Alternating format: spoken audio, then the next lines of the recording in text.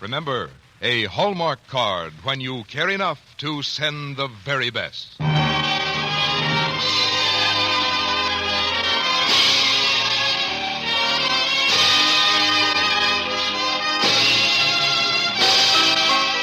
Tonight, from Hollywood, the makers of Hallmark greeting cards bring you Lou Ayres in Smilin' Through on the Hallmark Playhouse.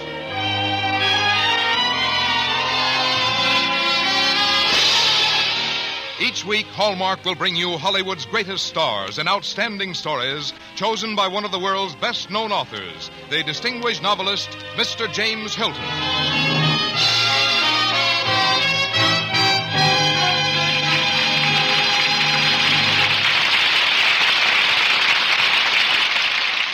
Good evening, ladies and gentlemen. This is James Hilton.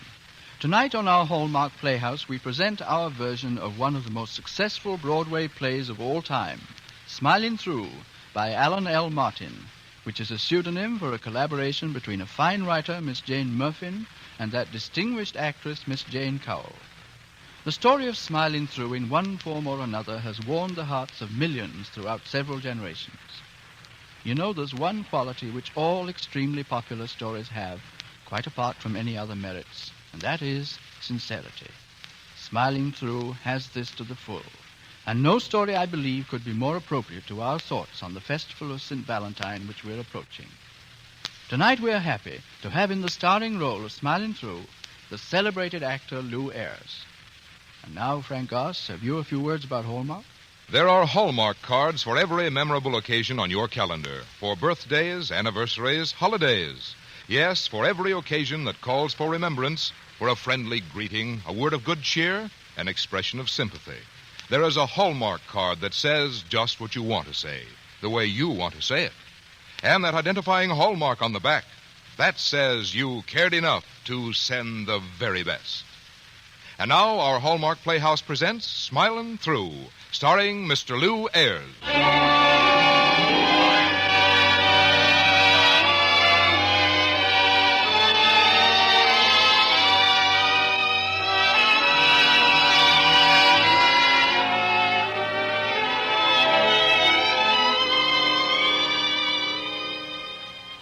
Our play, Smilin' Through, opens in a beautiful English garden where John Carteret and his next-door neighbor and lifelong friend, Dr. Owen Harding, are seated at a small table playing dominoes.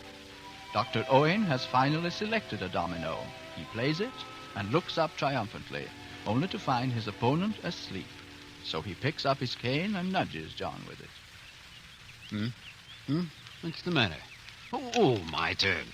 This is a devil of an exciting game of dominoes with you going to sleep after every play. Sorry, Owen.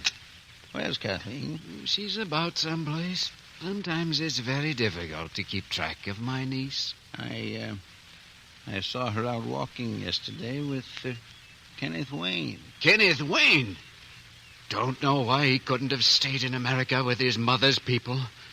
I was finished with the Waynes years ago.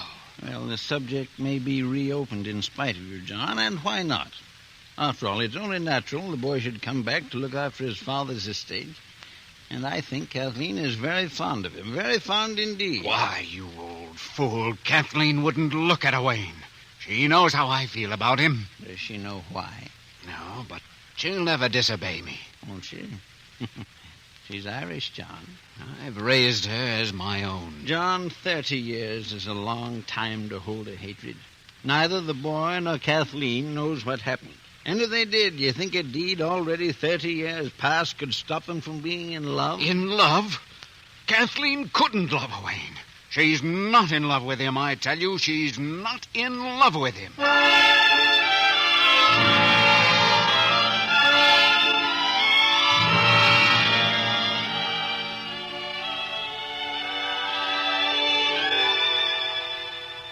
Kathleen, I think you must be the most beautiful girl in the world. Well, Faith, no. If that's what you're thinking, I'll never be the one to disillusion you, Kenneth Wayne. Sun's going down.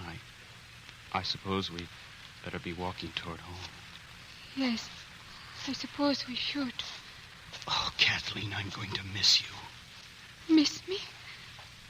I'll be leaving Dunstable sometime this week. Oh. I have to go home to America. Oh, to get married or something?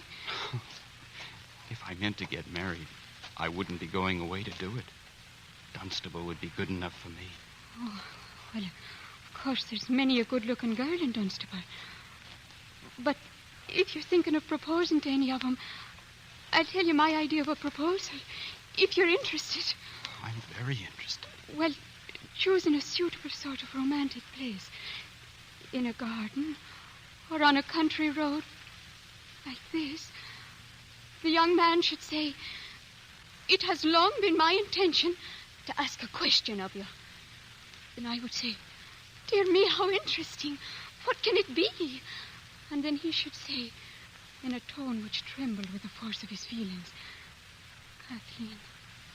May I call you Kathleen?" That's how a proper proposal should start. I see. It has long been my intention. Kathleen? Kathleen!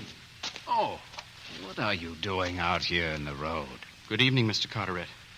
Kathleen, go in the house. Uncle John. Mr. Wayne, I'm sorry to see me in hospital. But will you please understand clearly, once and for all, that you are not welcome here? Uncle John. Mr. Carteret, I'm in love with Kathleen. And I hope someday to ask her to marry me. Wayne, there can be no question of marriage between you and Kathleen, now or ever. You will kindly leave the premises.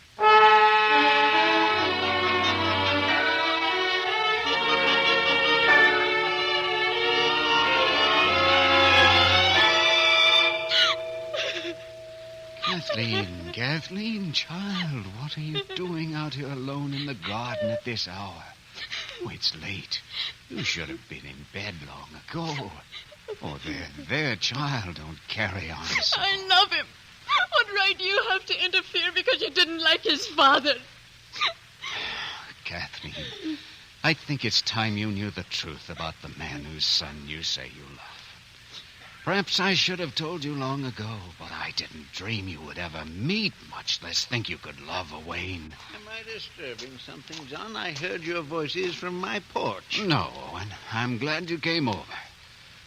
I'm going to tell Kathleen what happened in this garden 30 years ago. Kathleen, my dear, 30 years ago, on the 18th of June, this old house was a hubbub of excitement. It was a lovely summer night. Much like this one, wasn't it, Owen? Yes, the garden was in full bloom. And there were Chinese lanterns around, if I remember correctly. Yes, of course, the Chinese lanterns. It was June 18th, the night Moon Yin and I were to be married. She had arrived from Ireland that very day with her sister Mary. Your mother, my dear. Oh, Uncle John. I had a sentimental wish to be married in the home of my father and my father's father. Moon Yin indulged me in it. I remember the long twilight fading into darkness and the old house lit by 1,000 candles. There were snatches of laughter, gay chatter floating out into the garden. Someone was playing a harp. And the melody was one that I will carry in my heart forever. It was a song she had learned in Ireland. A love song. Oh, clearly it all comes back. There was an hour yet before the ceremony, and suddenly there was a violent ring at the gate bell. In the name of all that's holy, stop jangling that bell. I'm coming. Oh, it's you, Owen. What the deuce are you doing with this gate locked when there's a wedding going on? That's to keep out unwelcome guests. Why haven't you got your tie tied? I couldn't manage it. Nerves, I guess. Oh, what are you nervous about? You aren't getting married. Here, let me tie it. If I live through this, I swear I will never go near another wedding again as long as I live. And there's no use ever asking me to be best man again either. I wasn't intending to ask you again. Oh, good heavens. Good heavens, I've lost it. Oh, I knew something would happen. Lost what? The ring. The ring. Now, what am I going to do? What the devil do you mean getting married anyhow? There's the ring on your hand. On what? On your little finger. And what the devil do you mean wearing Moon Yin's ring? Put it in your waistcoat pocket. It won't stay there. Oh, thunderation. Now what? It slipped down into the lining of my pocket. Must be a hole there someplace, but I'll find it. Now, don't get rattled, John. Be calm. Keep collected. I'll find it. There. Oh, John, I knew I had something to tell you. I passed the inn on my way here, and Jeremiah Wayne was in there, drinking more than was good for him and talking about Moon Yin again. Wayne has a strange, bitter nature. Wayne is a no-good, hot I know, John. He was in an ugly mood and making some pretty wild threats. I see. Well, that kind of man usually takes it out in talking. There isn't much he can do now. Now, there's some more guests arriving. Come on, let's go in the study and fish out that wedding ring. Ellen, will you answer the bell? Yes, Mr. John, right away, sir. Oh, Dr. Owen and I are going in the study. Yes, sir.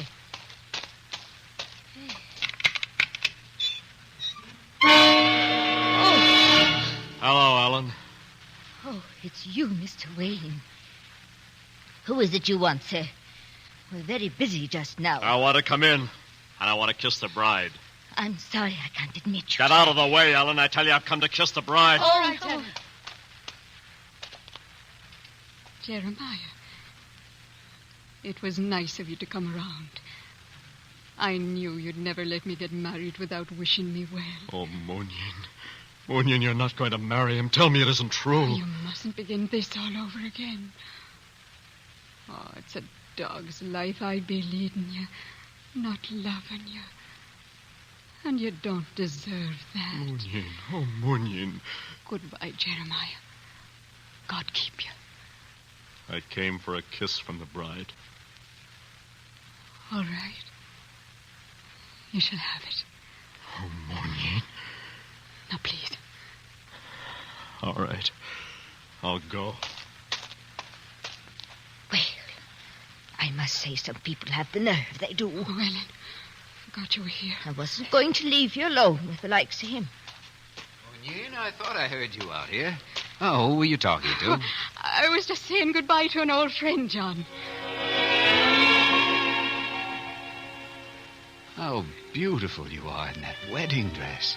Oh, very beautiful. Oh, you're not supposed to be looking at me until the ceremony. It's bad luck. Not for you and me. For you and me, tonight is the beginning of the world, and everything's good about it. Especially our luck. Oh, John. My darling. My darling. My darling.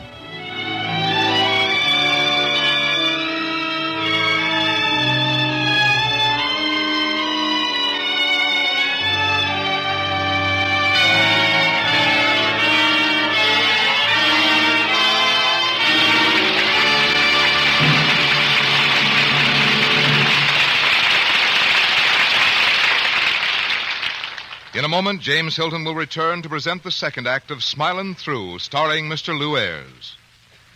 On a winter's day in the year 1415, a young man sits in the Tower of London, a prisoner in a foreign land.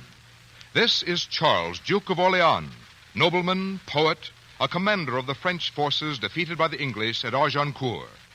His thoughts are now of home, and he imagines how pleased his Duchess will be with what he is about to send her.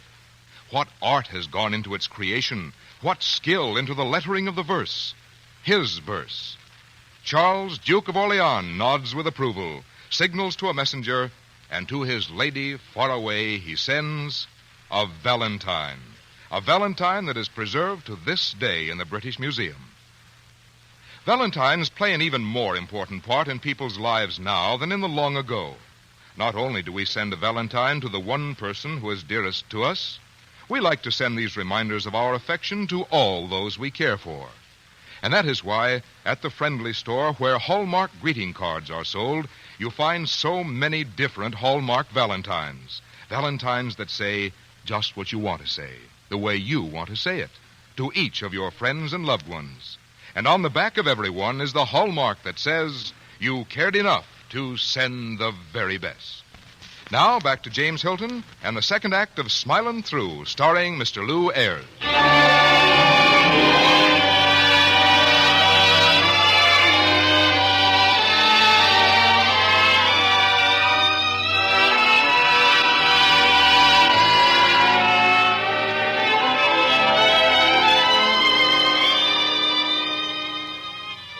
As we continue the story of Smilin through, we find John Carteret still in the garden with Dr. Owen and Kathleen, recounting the memories of his romance with Monine Clare.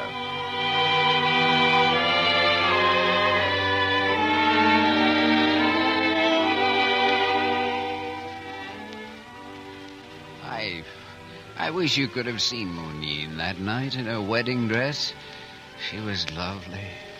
Lovelier than any woman had been before, or would be again. I held her in my arms, close to me, close to me. Oh, John, hold me close. Don't let me go. I feel safe in your arms. I'm so happy, so happy. What are you thinking?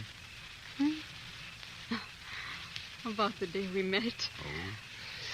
I looked at you and my heart stopped for I don't know how long. And I said to myself, there she is. There's the girl I've been waiting for. I'd know her anywhere. What did you think? I thought, what an overbearing, arrogant young man. I don't think much of him. Well, if that's the case, I'm going straight in the house and stop the wedding. I take it back. I must have thought I found my happiness now. Because that's what I've been thinking ever since. Darling, what did we talk about anyhow? Do you remember? Mm-hmm. I said, I beg your pardon, but does Jessica Wayne live here? Oh, when I said, no, she lives about a mile up the road. And you said... I said... No, don't tell me. I remember now. You said, oh, dear, I've come all the way from Ballyshannon to see her, and there was no one at the station to meet me, and I've walked all the way here. I didn't say it like that. Just exactly, and you puffed a little. It was hot. So I had you come in and rest in this garden. And I drove you up to the Waynes myself. And while we were driving, you said, are you married or engaged or in love with anybody? And you said no. So I said, then you're going to marry me. And I said, I might. And here we are. Oh, John, do you suppose anyone else in the world ever felt like this before? Even if I died, I think I'd find my way back to you. I'd be that lonely for you. Darling.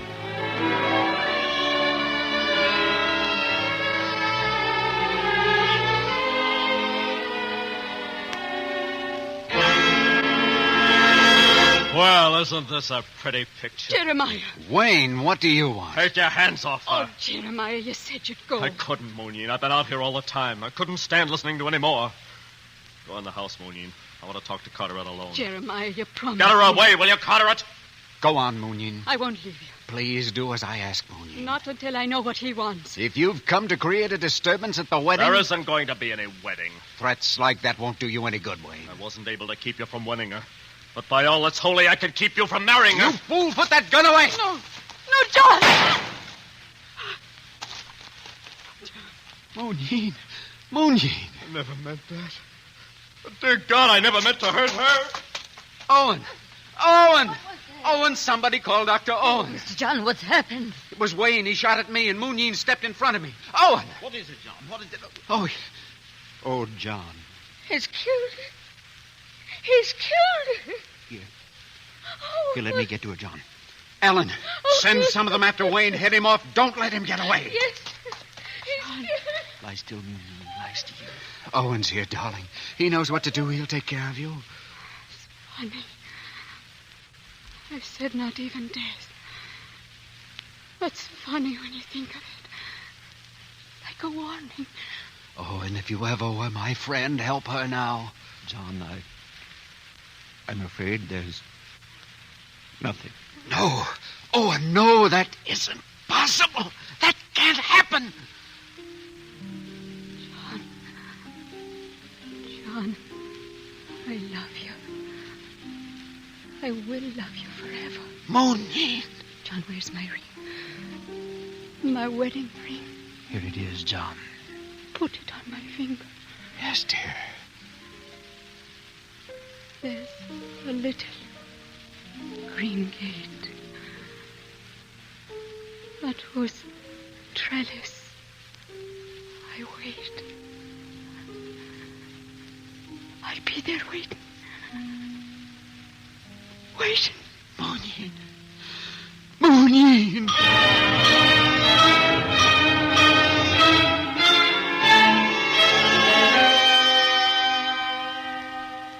A melody on a harp.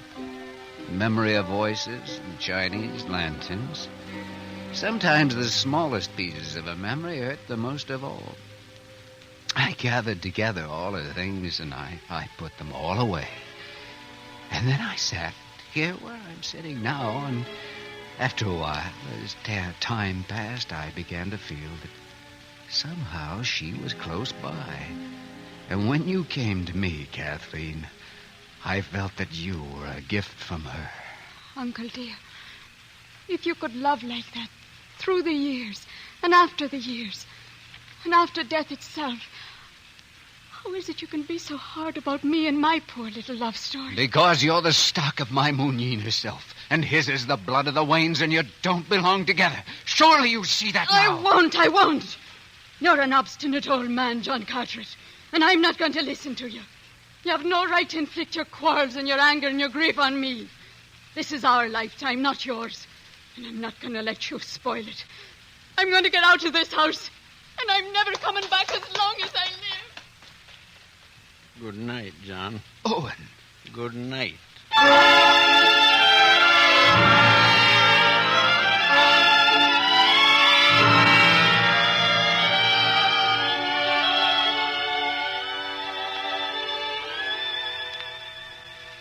I thought I'd find you still out here in the garden. What are you going to do, sit here until pneumonia sets in? I thought you went home angry. Well, I thought better of it. I've been sitting here trying to think things out. Owen, am I an obstinate old man? Yes. Things change, people change. Maybe I have lived too much in the past. Would you know where to find Jeremiah Wayne's son? I suppose at the Wayne house. Will you come with me? I want to talk to him.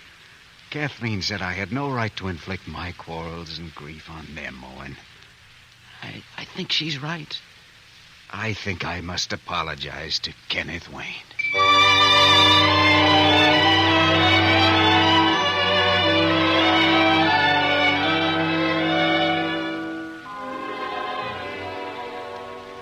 Well, go on, Ken. Speak your piece. Go on, boy. If you'd both keep still, I think we could manage all right. Go on, Ken. Let me see now. How to begin? It has long been my intention. Oh, yes. Darling, it has long been my intention to ask a question of you. Dear me, how interesting. What can it be? Kathleen. May I call you Kathleen? Hey, that's all she taught me. Now what do I say? Well, what does he say, John? You're the only one around here that's ever proposed to anyone. He says, Kathleen, I'm not half worthy of you, but I'll try very hard to make you happy. I will try very hard, Kathleen. And then he says... I think I can carry on from here on my own, Mr. Carteret. Kathleen, my darling, will you marry me? Dear me, how sudden. Sudden? Sudden? Sudden? Sudden? But even though it is sudden, seeing as how that's the way you feel about things, it gives me much pleasure to accept your offer. Now we've gotten someplace.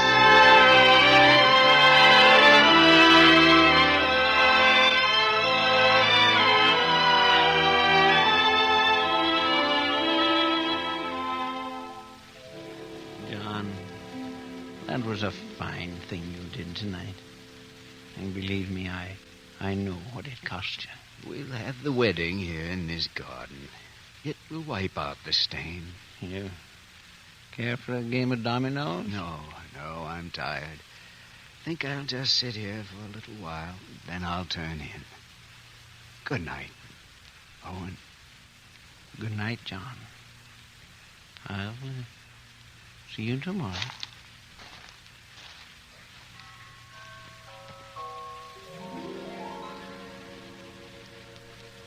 Hello, John. Mooneen? Mooneen? Yes, John. Mooneen, you've come back to me. I've come back for you. We're together again. Together? Yes. Don't you see me, John? But Yes, why, Munyin, you're in your wedding dress. Of course. Just as you were that night. And as beautiful and fresh and young as if 30 years were only a day. Oh, but I'm old. Old and very tired. Old? Whatever in the world are you talking about? You're straight and tall as a poplar. You see me like that? I see you like that. It's a miracle. Love is a miracle. Oh, come, my darling. Let me take your arm. We'll walk through the gate together. But I don't understand. Look, there in the chair where you were sitting. Well, I'm still there. Yes. Then this is what they call dying. Yes, John. I always wondered what there would be at the end of the road for me. I always prayed that it would be you. Come, my darling. Let me take your arm. For this is how our love story ends and begins. You and I together, smiling through the years.